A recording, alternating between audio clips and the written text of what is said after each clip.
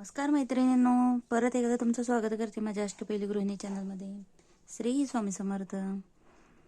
आज पण आपण एक छोटी आणि सुंदर अशी रांगोळी बघणार आहोत. त्याच्यासाठी मी 3 ते 2 टिपके देऊन घेतलेले आहेत. छान अशी देवघरात काढण्यासाठी आपल्याला कासवाची शुभ अशी रांगोळी काढायची आहे. तर आपण ह्या 3 टिपक्यांचा एक गोल तयार करून घेतलेला आहे. तेव्हा टिपके न देता तुम्ही एखादा गोल देखील सरळ असा काढू शकताय. तर आता आपला हा गोल तयार झालेला आहे. त्यानंतर आपण आता इथे एक छोटे छोटे असे रेषा द्यायचे आहेत.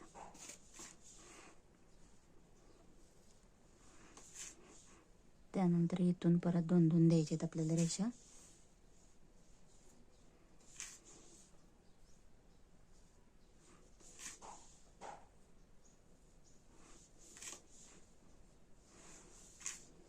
आता आपल्याला हा अशा पाकळीच्या आकारात जोडून घ्यायचं आहे.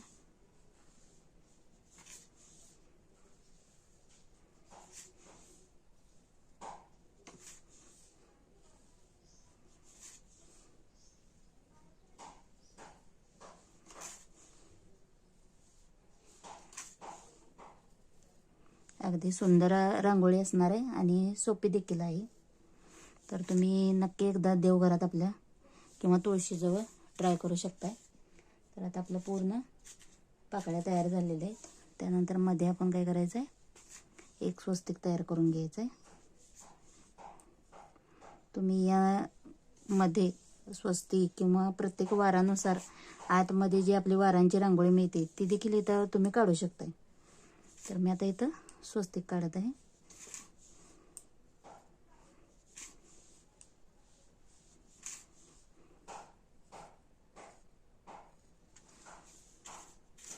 त्यानंतर आपल्याला काय करायचं आहे, सेंटर पासून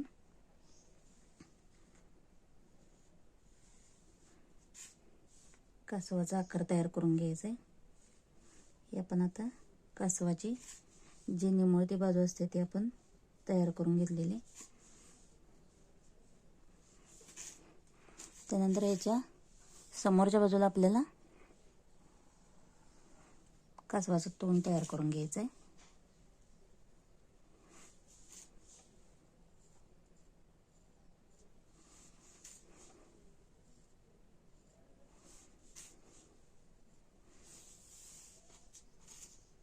त्यानंतर आपल्याला आता इथं असे हाताचे आकार तयार करून घ्यायचे आहेत, म्हणजे पाय म्हणू शकताय तुम्ही याचं.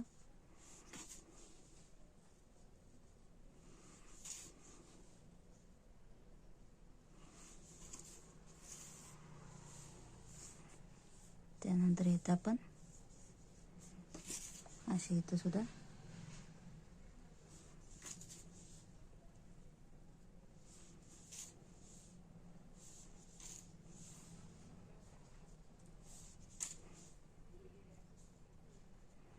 देवघरात आपल्या कासव असणं हे महत्त्वाचं आहे. त्याच्यासाठी तुम्ही रांगोळी देखील काढू शकता अशी.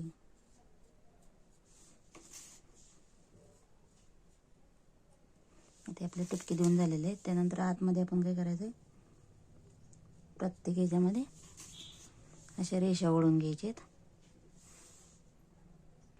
तर बघू शकता इथं मी वरचे जे हे काढले होते ते पुसून टाकलेले आहेत, कारण ते काय मला योग्य वाटतं ना. तर आपली कासवाची रांगोळी तयार झालेली आहे. नक्की तुम्ही मंगळवारी, शुक्रवारी आणि दररोज ही रांगोळी तुम्ही नक्की देवघरात ट्राय करा. आणि रांगोळी कशी वाटली मला नक्की कमेंट करून सांगा. व्हिडिओ आवडल्यास माझ्या व्हिडिओला नक्की लाईक करा, शेअर करा आणि सबस्क्राईब करा. बेल आयकॉनला देखील क्लिक करा. धन्यवाद. श्री स्वामी समर्थ.